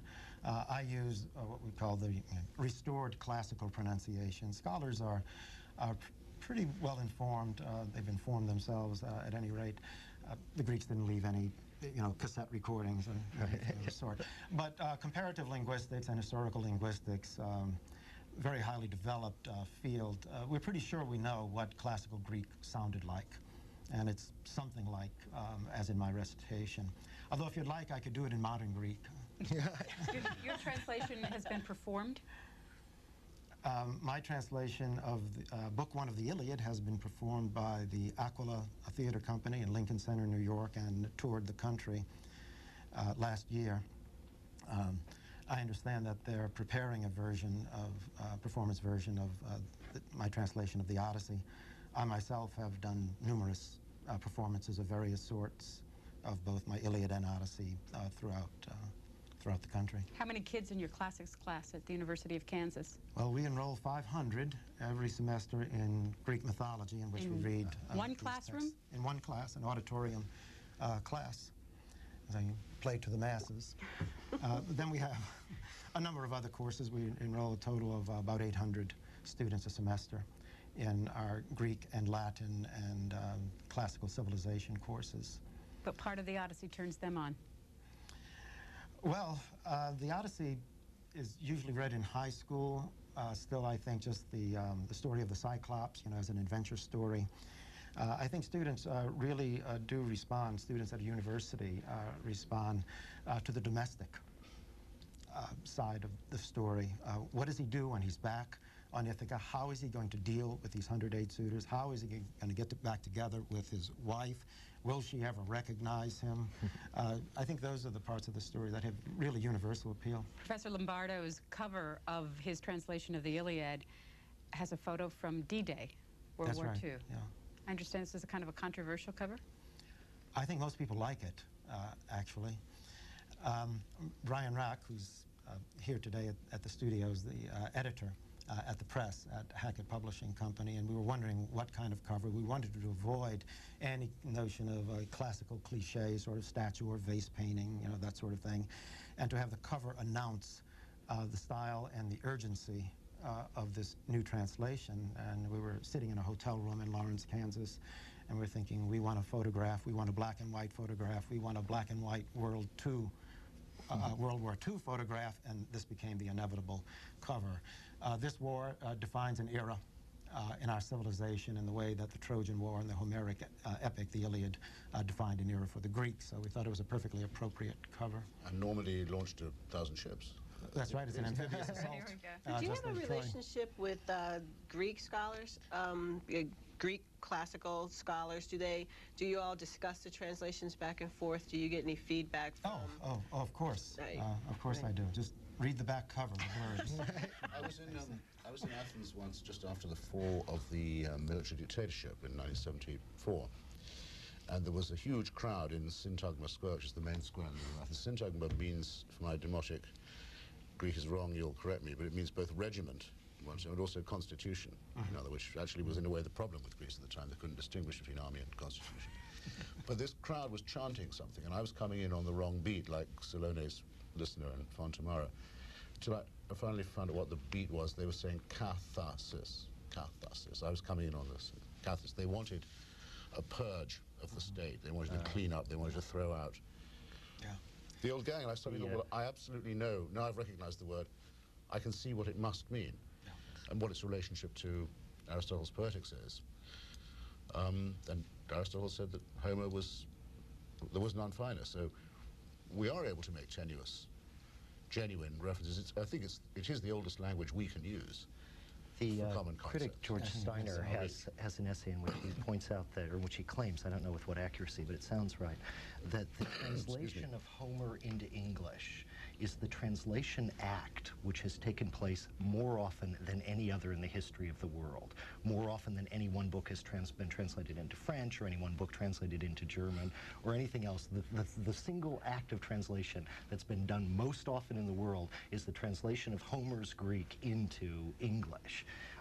And it gives us, of course, bookshelves full of different translations. T. Lawrence says, Lawrence of Arabia did a prose translation of it that I have here, in which he says he wrote a letter to his publisher saying he was uniquely qualified to do this because he had used a bow, he had sailed the Aegean, and he had killed many men. And that actually gave him the wherewithal to do this. But, you know, when he was writing this, said there were 28, and of course he's wrong, there were 58 by that point. So what's interesting is that everybody feels, I think as Professor Lombardo feels, that nobody's quite gotten it right yet. And maybe if we just did it again, we could get it right now. And yet Homer is always one step beyond us. He's like Plato in this way, or Shakespeare. You always think that you're going to have a theory that's going to get it for you. And the trouble is, of course, that the text is so much deeper than your theory. The text, in fact, interprets your theory rather than lets the theory interpret the text. It's not a matter of getting it right, but of bringing it alive again, and certainly not making it into a museum piece or embalming it in any way. It's almost as if the poems themselves call for new translation. You might think that a poet translator such as myself would, decide, to translate the Iliad and the Odyssey. And in fact, I fell in love with these poems when I was 19 years old, reading Homer's Greek for the first time in an elementary Greek course. And as soon as I heard and was able to recite the first line of the Odyssey, I knew I wanted to do this. But then it took 40 years, just about, to actually get it done. And it's almost as if it wasn't my choice, that it came, through me. And the way that, Christopher, you were saying before, the bard is a ventriloquist in some way. And the process of translation is, you know, Or remembering. Oracle, I suppose would be Pardon me? Or an oracle. Or an oracle. It's remembering your voice, and I'm remembering the voice of our generation, our post-Vietnam War generation, the last 25 years, the living languages and the rhythms of our living language, and that's the language that I'm trying to bring Homer alive. Florence, Kansas. Hi, Stan. It's Susie. Hi, Susie. How are you? I'm pretty good. Who are you, Susie? I'm a good friend of Stan's and Lauren's. I'm 13 years old, just so you all know, because you laughed at that 15-year-old. Oh, we weren't laughing at. Have you read the Odyssey or the Iliad? I am very interested in Greek mythology. I have been studying it since I was like in 4th grade, but we don't discuss it really a lot at school, but I read it a lot at home. But my question was, what was the relationship between Odysseus and the soldiers? It kind of concerns the Iliad and the Odyssey. So, yeah. Which soldiers? Like the soldiers on the ship and the Iliad, when they were on the island all trapped and fighting. So. Professor? Well, Odysseus had his 12 ships, and each ship had a crew of 20 or 30 men. This was his fighting force during the Trojan War. He was responsible for all of these men and tried to bring them all back home safely, but he was unable to do so. And this is brought up in the opening lines of the poem. He failed to bring his crew home. Hard as he tried, they were destroyed by their own recklessness. He really loved some of his crew members and cared for all of them and did his best by them, but in the end was unable to bring them home. He's well aware of this, and the poet himself seems a little nervous about it. What kind of hero is this who loses all of his men? What kind of commander is this? And then when he comes home, he kills the flower of the next generation. So 2 entire generations of the best and brightest in Ithaca are wiped out by Odysseus. So that's his relation to these young men. Seattle, Washington. Yes. You're on the air, ma'am. Hello. Go ahead. Well, I was just wondering how it's possible to interpret about the Clintons' life. I mean, for all we know, Hillary is his Penelope, but I really didn't get to hear very well the comparison about honor, courage, that with this great work, and Clinton's act as a politician here, and maybe I misheard that there was, that I heard that there was some mentioning about too much mention of the private life of the Clintons and the fine quality of their life and whether they're virtuous or not, and that's my question. Mr. Hitchens. Mrs. Clinton doesn't have 108 suitors either. No, I think I'll let it go. I think I'll pass on that. Anybody else? Jackson, Mississippi. Hello. You're on the air, ma'am. Yes, Connie, we adore you. You're a wonderful commentator. Mr. Hitchens, I've written you a letter once a long time ago. I've watched you on C-SPAN and been fascinated with you. But, you know, I've had to study. I went to an Episcopal private school here in the United States, and I had to study the Iliad and Odyssey and like that. And truly, I really believe, being a charismatic, tongue-talking Christian today, that these 4 classical virtues, the Greek mythology, that so many students spend so much time studying these things, and where is it really advancing our society? And I really think that I really resent, I'm sorry, I'm getting feedback here. I resent every dollar, taxpayer dollar, that goes to propel these the classics, really, because I don't see that it really helps us.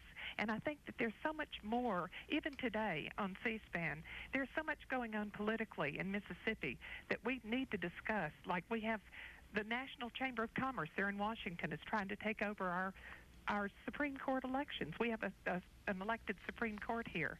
And, you know, we're not getting these discussions underway, and it just seems like the classics, well and good, but I really think that we need to restructure our entire educational system. I think that a lot of the things that we spend time on is a waste of time and not really furthering humanity. Thanks, Jackson. Well, as far as I understand that, and I must say I thought it was very incoherently and poorly expressed, I would say that you're creating a false antithesis. Whatever might be wrong with your relations with the Chamber of Commerce and your Supreme Court wouldn't be cured by less study of the classics in school. One doesn't detract from the other.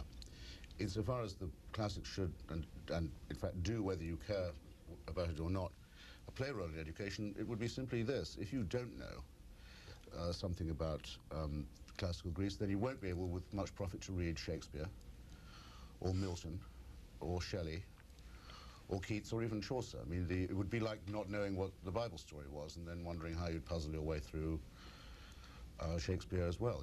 It's part of the underlay, it's part of the common heritage. Sure. Not just of ideas and metaphors and characters and a stock of references, which is essential for anyone who wants to try and teach, is to be able to make a reference that everyone will get. Surely it's even stronger than that.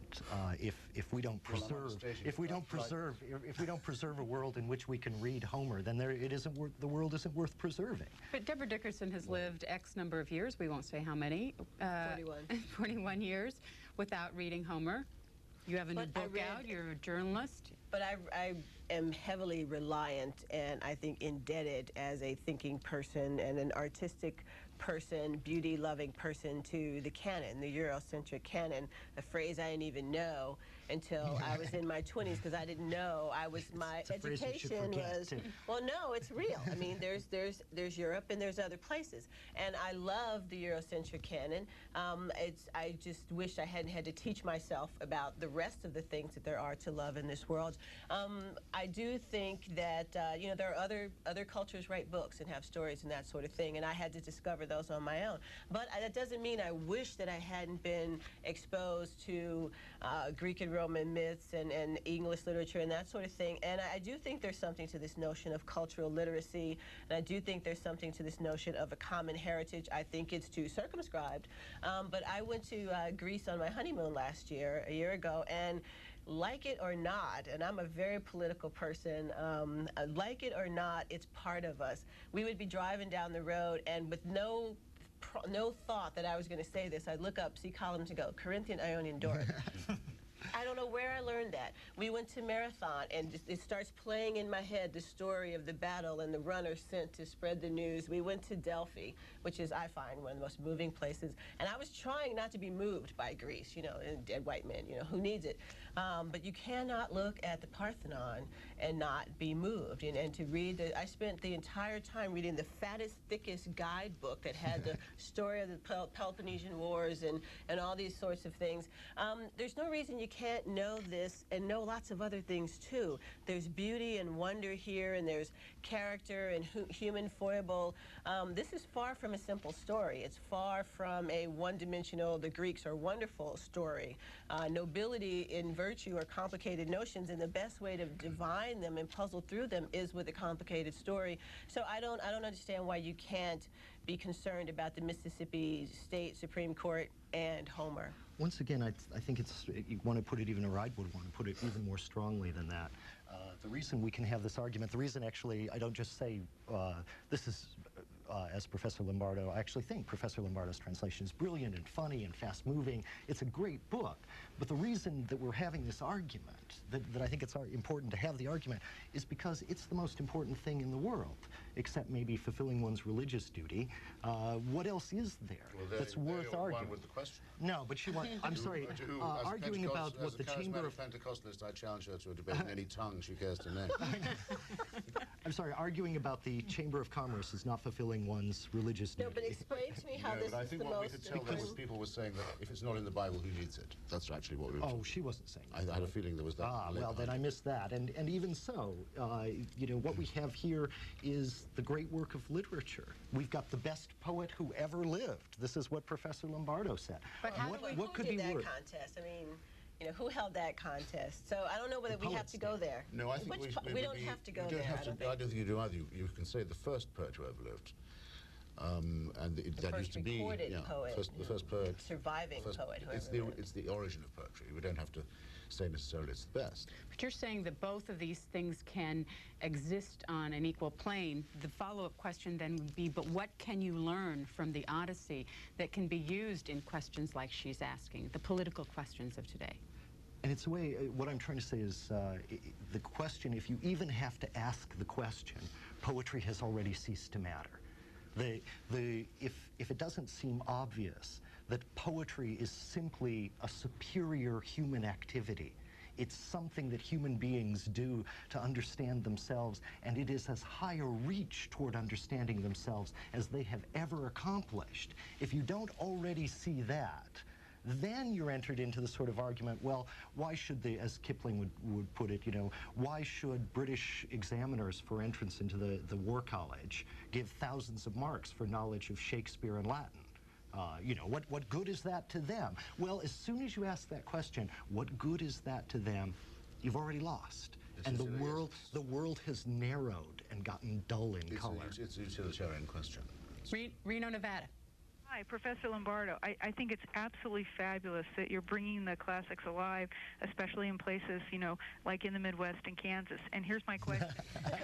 I have an old classics dropout. I just think it's wonderful whenever anybody brings up the classics to college students.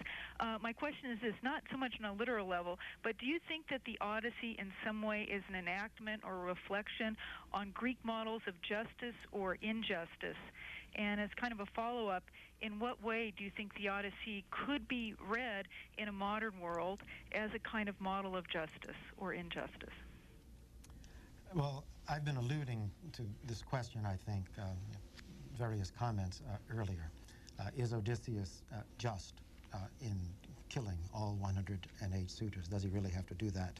Certainly everyone would agree that the suitors have transgressed. They have violated the laws of hospitality, which would constitute an entire set of virtues and a very important set of virtues in the ancient world. So I think the question of justice is very important in the Odyssey, but I think there is certainly a larger issue. And actually, in answering your question, I would continue the previous conversation. Certainly, tradition is important and cultural literacy, and I think poetry has a nearly supreme value for human beings. I think the real reason to read a poem such as the Odyssey and also the Iliad, Homer's other great work, is Homer's mind. To quote Matthew Arnold again, he said of Homer, he saw life steadily and he saw it whole. Homer almost never passes judgment on anything, explicitly or implicitly. He sees war itself. The Iliad contains radical critiques of war. But Homer sees war, various forms of human behavior that we can barely tolerate anymore if we really look at it.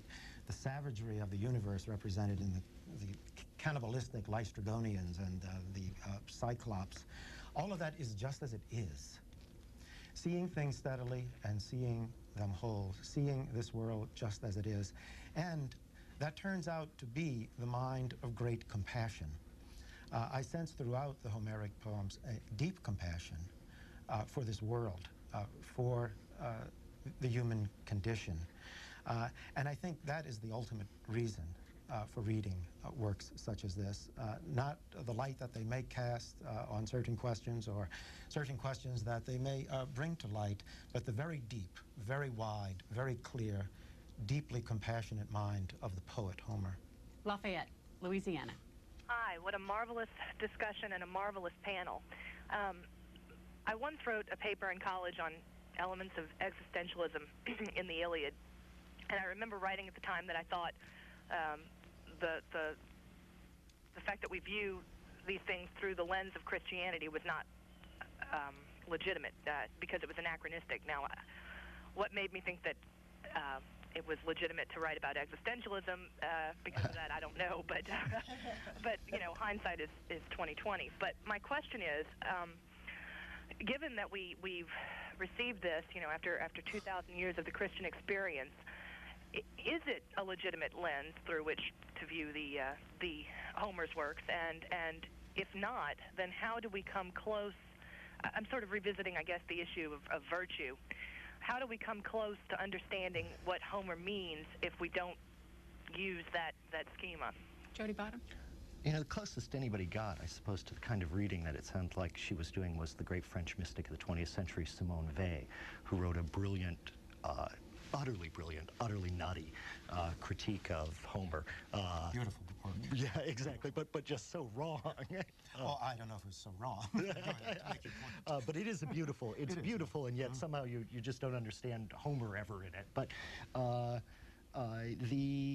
the problem, of course, is that the virtues have shifted. Now, someone like Alasdair MacIntyre, a contemporary philosopher, has written perhaps the most talked about book of philosophy in the last 50 years, a book called After Virtue. And his claim is finally, all of the virtue words are empty. We're living at a time in which we've still got all them like markers, but they're like checks on accounts that you've closed. You can't write on them anymore. You can say, oh, we should all be courageous, and nobody knows what you're talking about. During the Gulf War, some Spanish troops were assigned, who joined the coalition a little bit late, were assigned to drive trucks. And the Spanish general complained that his troops had been denied the honor of battle. And he was crucified for this in the media, by the high command, by everybody. And he was also using the word honor in a way that Homer would understand, right? So that the word there becomes, but then of course you heard General Schwarzkopf, you heard everybody else use the word honor, so if it didn't mean what it meant clearly for this Spanish general, what did it mean when General Schwarzkopf spoke about honor? It didn't mean what Homer did. Well, at least, even if MacIntyre's wrong, what he's pointing to is a world where those virtue words are still drawn on an account of meaning. Right? They're still written on a banking account that's full. This is where I took most exception to what you said. When you said this isn't a simplistic account of, or this isn't a simplistic virtue here, a virtuous man, a simplistic account. What Homer gives us is a world in which we're not faced with that dichotomy, where there's the simplistic, stupid virtue stuff, and then there's the more complex human stuff. As though that were the divide. He lives in a world in which virtue itself is complex, in which the virtues themselves are interrelated and awkwardly composed. When Aristotle writes the Nicomachean Ethics, he gives a list of some of the virtues, and he includes, for instance, among them, luck. Now, the idea that luck could be a virtue, right? That's what Bonaparte used to ask of his general. Right, exactly. I want you to be as lucky. There's only one officer-like quality I'm looking for, which is luck. But the fact that we could hear that and think luck, virtue, those words just don't go together, is proof that the virtue world that they're living in here has been fundamentally changed by Christianity, maybe finally emptied by Christianity. That these heroic virtues, although Christianity took them over and redirected the honor of them. The honor for the Greeks is you get if you're a virtuous man, you mean you're courageous, you're strong, you're wily, you're lucky, you get the good things. You get the money, and you get the pretty women. But, for a Christian, this is the same thing. If you're virtuous, if you have the theological virtues of faith, hope, and charity, if you have the 4 cardinal virtues, you get the good things, except the good thing has changed. The good thing is heaven. Right? It's only the reward has changed. But the end result, it seems to me, after 2,000 years of having that change take place, is the words themselves are finally emptied. If the culture doesn't believe in heaven, Christianity killed off our ability to see the old rewards as the honors for virtue. And if the culture has ceased to believe in heaven, then we no longer have any reward at all for virtue, and the words themselves become empty. But there've been a lot of attempts. Gladstone made one, Dante made one, to try and assimilate the great Greek epics to Christianity and to make them look as if they were sort of pre-Christian but prefigured ideas of the same dilemmas, which I think are all doomed to fail. The only thing they have in common is that it becomes very clear indeed from reading the Odyssey that, in contrast to what the Bible teaches us, God did not make man in his own image, man made gods in his own image. These are anthropomorphic gods. They're invented by us, as all gods are. That's indisputable. The other element that I think which I'm surprised you didn't touch on, is that Odysseus doesn't really have free will.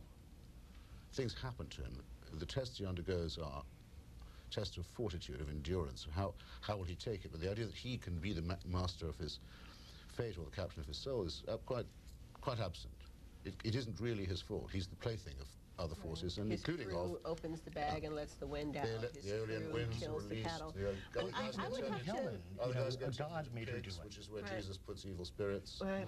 But I'd have to disagree with your analysis. I mean, if the old classical virtues don't hold up and the society no longer believes in heaven, I think it's chauvinistic to assume that one needs to be a Christian to be virtuous or to aspire to it.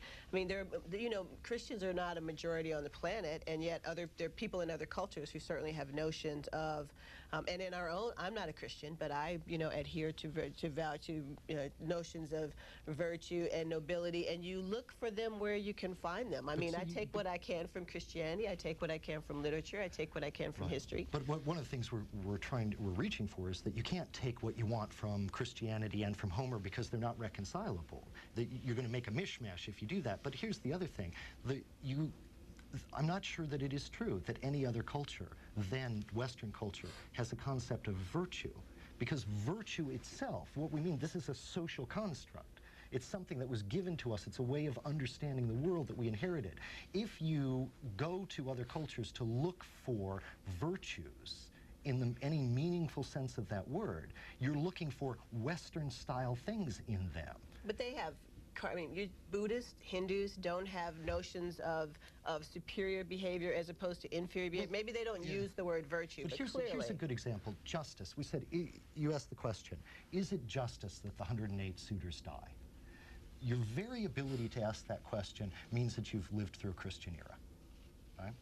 And also probably come to the end of it. Because, of course, it is justice that they die. It's poetic justice. It's the justice of the story. That's a question Socrates would have been perfectly capable of asking and of considering. It's absolutely not true. Christianity has added exactly nothing to our consideration of what is virtuous. Absolutely nothing at all. Mercy? What is added is certain supernatural reinforcements. No faith, hope, and charity. No, a lot of these are filched from early Judaism, and many of them are, and it's an acknowledged indebtedness, furthermore, because otherwise why would so many Christians, like Gladstone and Dante, go back all the time to try and prove that the extreme sensitivity to matters of ethics in classical Greece were such as to make Christianity superfluous? They had to say, no, it's a prefiguration of it. It's what... I just can't accept that. The parable of the prodigal son would be unintelligible to Homer. It would be unintelligible to... As it is. Right, it would be unintelligible to say that if you're not a Christian, of course it is. It says that selfishness and greed and taking no thought for the morrow are rewarded. It's an amoral story, the parable of the prodigal son. Well, then this is what Professor Lombardo was talking about. But Christianity is in itself amoral. The moralized it depends on world. Vicarious redemption. It's scapegoating. It's simply throwing your sins onto another and punishing him or her. It's traditional desert culture scapegoating. Professor, it's morally a huge step backwards.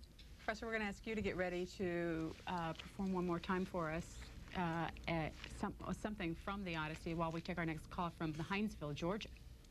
Hi, my name's Daniel, and I graduated with a degree in classics 1 or 2 years ago, and I have a question for Professor Lombardo. Where did you go to school first? Tell us where you went to school. Davidson College. And where is that? Charlotte, North Carolina. Okay, go ahead. And I was wondering, I have a question about Homer's relationship to the philosopher Nietzsche. I was wondering if Professor Lombardo sees any specifically Homeric influences on Nietzsche's moral philosophy, and what influences that might have had on cultural moral development since Nietzsche's time. Well, I'm not prepared to answer that question. I avoid Nietzsche like the plague. Why? Myself. I just never could read more than 1 or 2 pages. Don't know why. So we'll have to pass that on. Christopher Hitchens, I'm sure you've read Nietzsche. I'm trying to think of where... I don't know of anything that's derived by Nietzsche from the study of Homer. No, I can't say that. But if you think of his concept of Christianity as a religion for slaves, for example, you might possibly make an induction of that kind. I don't know. I don't think I've done enough homework for this question. Nietzsche was, as a young man, the most promising classicist of his age. specifically in Greek. He always despised the Romans. When did he live? He died in 1901 at the age of 60-something. So he's a Victorian, essentially. He had a huge quarrel with Wagner. I mean, I don't find him as repulsive as you do. He thought that the Teutonic civilization, the German civilization, should look to the south, to the Mediterranean, to the light, and not to the east, to the traditional idea of Lebensraum and the forest and the race myths. And when Wagner composed the operas that celebrated the idea of Siegfried and the forests and the ancient German myths, Nietzsche was appalled and thought there was this terrible betrayal of what could have been a Hellenizing of Germany. In which I'm sure he was on the right track, and it's still very remarkable the extent to which classical studies are possessed by German scholarship. Well, Nietzsche was appointed as a very young man, a shockingly young man, to a major philological chair in Switzerland in Basel, and at a shockingly young age, given how German academics usually work, but he was just perceived to be impossibly brilliant. He had read everything. He'd read the corpus of Greek literature. And he writes his first book, and it's The Birth of Tragedy Out of the Spirit of Music. And it's a book of philosophy, except it's entirely derived from his readings of the ancient Greeks. It's philosophy posing as philology, the study of words, the study of languages. And from there, he never leaves the Greeks. I mean, he keeps doing philosophy, but it's always set in a Greek world. It's always scattered with Greek quotations. And Homer is always the first, the one you can't... Sometimes Nietzsche thinks that Homer is the one for whom it started to go wrong. Once, you know, the Greek world, which should have produced, you know, the classic age, went wrong because Homer sent it down a wrong path. Other times he thinks, no, Homer was the right path and Socrates was who made it wrong. But Homer is never out of Nietzsche's mind. So the question is... And nor is the concept of... I'm getting up to speed now. It's very slow stuff. And nor from Nietzsche's mind is absent the concept of the hero and the Superman. And we use the term Homeric still to describe something, or indeed we use the term epic to describe anything that is apparently superhuman. What are you going to read? Or exceptionally noble. Are we wrapping it up? No, second to the last. Oh, second to the last. You get to choose. Well, this is the climax of the Odyssey, the recognition scene between Odysseus and Penelope. She just can't accept that this man is her husband, so Athena gives him a bath, rubs him down with olive oil. Imagine a craftsman overlaying silver with pure gold. He has learned his art from Pallas Athena and Lord Hephaestus and creates works of breathtaking beauty. So Athena herself made Odysseus' head and shoulders shimmer with grace. He came from the bath like a god and sat down on the chair again opposite his wife and spoke to her and said, "You're a mysterious woman. The gods have given to you more than to any other woman an unyielding heart. No other woman would be able to endure standing off from her husband, come back after 20 hard years to his country and home. Nurse, make up a bed for me so I can lie down alone, since her heart is a cold lump of iron." And Penelope, cautious and wary, "You're a mysterious man. I'm not being proud or scornful, nor am I bewildered, not at all. I know very well what you looked like when you left Ithaca on your long-oared ship. Nurse, bring out the bed from the master bedroom, the bedstead he made himself, and spread it for him with fleeces and blankets and silky coverlets." She was testing her husband. Odysseus could bear no more, and he cried out to his wife, "My God, woman, now you've cut deep. Who moved my bed? It would be hard for anyone, no matter how skilled, to move it. A god could come down and move it easily, but not a man alive, however young and strong, could ever pry it up. There's something telling about how that bed's built, and no one else built it but me. There was an olive tree growing on the site, long-leaved and full, its trunk thick as a post. I built my bedroom around that tree, and when I had finished the masonry walls and done the roofing and set in the jointed, close-fitting doors, I lopped off all of the olive's branches, trimmed the trunk from the root on up, and rounded it and trued it with an adze until I had myself a bedpost. I bored it with an auger, and starting from this, I framed up the whole bed, inlaying it with gold and silver and ivory, and stretching across it oxhide thongs dyed purple. So there's our secret. But I do not know, woman, whether my bed is still firmly in place or if some other man has cut through the olive's trunk. At this, Penelope finally let go. Odysseus had shown he knew their old secret.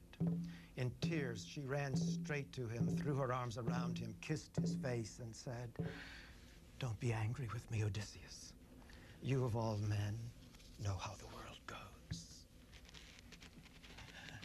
Now, since you have confirmed the secret of our marriage bed, which no one has ever seen, only you and I and a single servant, actor's daughter, whom my father gave me before I ever came here and who kept the doors of our bridal chamber, you have persuaded even my stubborn heart." This brought tears from deep within him, and as he wept, he clung to his beloved wife.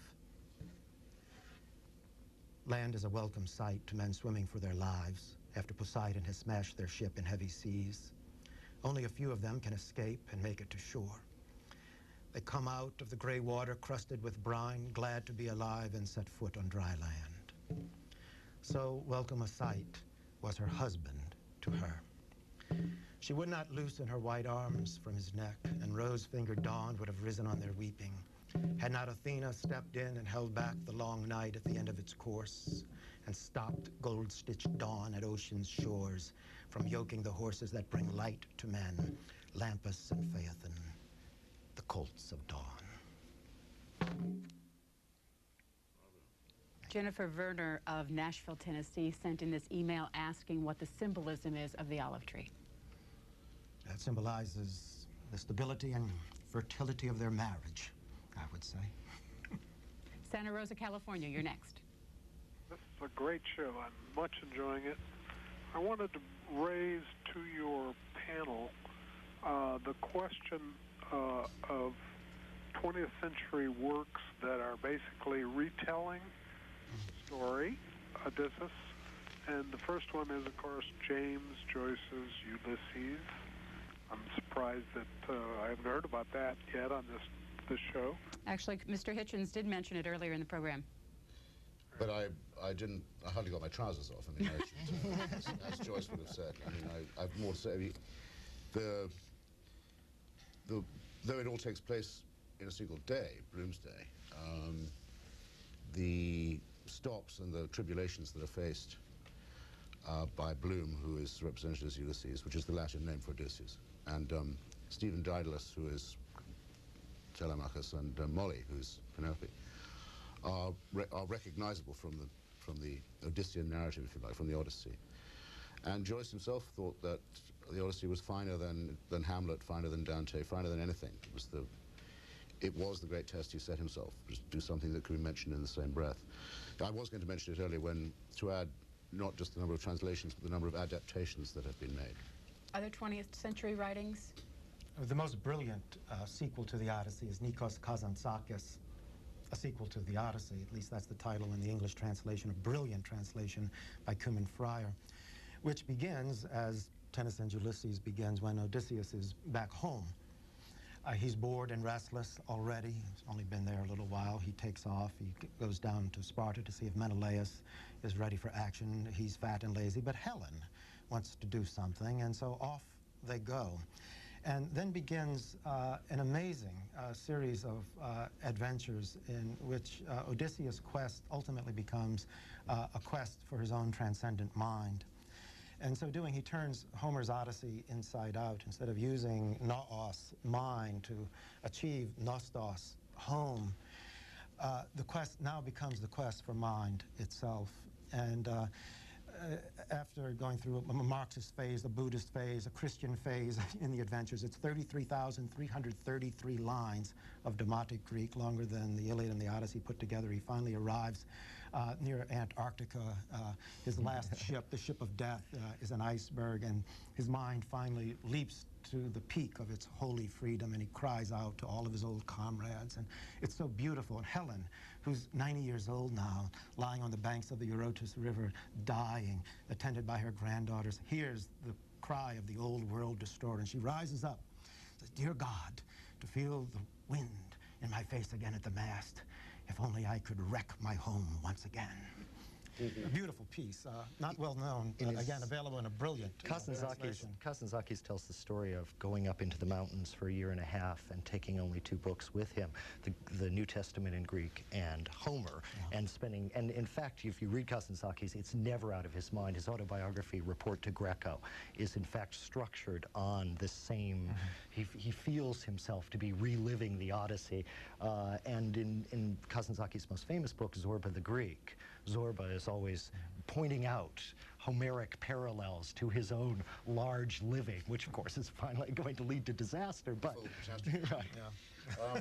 The other, when you were doing that very beautiful reading you just completed, I was thinking that rosy-fingered dawn must be one of the many phrases that we owe to Homer. The other of which that everyone knows, although they often don't know where it comes from, is The Wine Dark Sea. And that's the title of one of the novels in Patrick O'Brien's wonderful sequence of naval writings about the Navy in the Napoleonic Wars. One of them is called The Wine Dark Sea, and is about the fighting in the Mediterranean, and some of the wanderings of Captain Aubrey and his crew and their vicissitudes are obviously intended to put us in mind and in fact, of Homer too. It doesn't count quite as a 20th century adaptation, but as an homage, I suppose you could say. You might make that even closer, because The Wine Dark Sea is not set in the Mediterranean. The Wine Dark Sea is set in the Pacific and has volcanoes in it. It's one of the ones, isn't it? It's one of the ones where the Treason's Hub. I thought it was in the Mediterranean. You may well be right. But I noticed that you said the most Homeric. I noticed earlier you said only the thickness of a plank away from calamity, which, if I'm not wrong, shows that you're a Patrick O'Brien fan too. I am, but there's also, of course, a Nobel Prize-winning poet who's retold. Derek Walcott. Derek Walcott retold it in Caribbean rhythms, in Caribbean verse. We are quickly running out of time. We'll take this last call from Northfield, Massachusetts. Well, good afternoon. Hi. How are you? Fine, thanks. Glad to hear. My name is Christopher Matthey. I'm a student at Northfield Mount Hermon School. And my question for you all is, how would you compare Homer's Hector to Virgil's Aeneas? They're both dutiful men, devoted to their families and to the gods of their city. Actually, they're quite similar. Although I can't think of his name right now, the hero of Gladiator would make a splendid Hector. Deborah Dickerson is one who has more recently come to... Russell Crowe. Russell Crowe. Thank you. Come to Homer. Where will you go next? Has this enticed you to go someplace else? Oh, I thought you meant on the book tour. You meant no. I know. I actually mean reading some classics. Oh, and I need to read this again. I mean, 2 weeks was just not enough. There was so much that was in here, and so many twists and turns. And I tried to keep notes, a lineage. This guy is the father of this guy, and that guy is the father, and this guy was killed when. And it got really complicated. So I need to read this again. And because this is so accessible and exciting and interesting, I'd like to read this again, and I'd like to read the Iliad. I'm going to get your translation of the Iliad, which I'm sure I'll need to read at least twice. And then I think I might backtrack to the originals. I've heard all these other names of things thrown around that I've never read James Joyce's Ulysses, but I think I need to spend more time with the originals, even the updated originals, because I'm not sure I would get all the references in a more updated reference. So I'm going to spend some more time with these. Christopher Hitchens, where should we go next? What should we discuss next after Homer? Much have I travelled in the realms of gold, and many goodly states and kingdoms seen. Round many a western island have I been, which bards in fealty to Apollo hold. Oft of some wide expanse have I been told that deep-browed Homer rules his domain. Yet never did I breathe as pure serene till I heard Chapman speak out loud and bold. Then felt I like some watch of the skies, where a new planet swims into his ken, or like stout Cortez, when with eagle eyes he gazed at the Pacific, and all his men looked at each other with a wild surmise, silent on a peak in Darien. So I think we should do Chapman's Homer, as celebrated by Keats, and invite the professor back to do, and then we should do Lawrence's Homer. We should do all of it. All of it. This is the most important thing in the Pope's Homer. Yeah. Chapman's Homer and Pope's Homer. Both marvelous works of literature. We are out of time. Jody Bottom, thank you for joining us today. Thanks. Appreciate it. Professor, you want to take us out? Odysseus' dog. And as they talked, A dog that was lying there lifted his head and pricked up his ears. This was Argus, whom Odysseus himself had patiently bred but never got to enjoy before he left for Ilion. The young men used to set him after wild goats, deer, and hare. Now,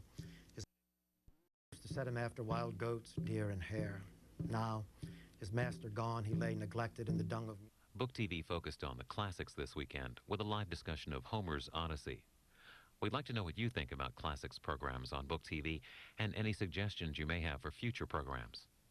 You can write to us at Book TV on C-SPAN 2, 400 North Capitol Street, Northwest, Suite 650, Washington, D.C. 20001, or email us with your comments or suggestions at booktv@cspan.org.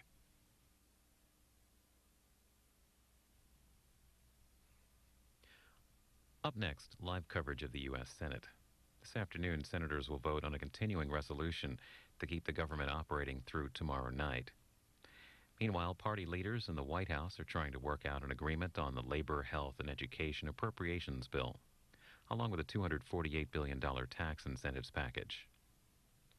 Now, live coverage of the U.S. Senate here.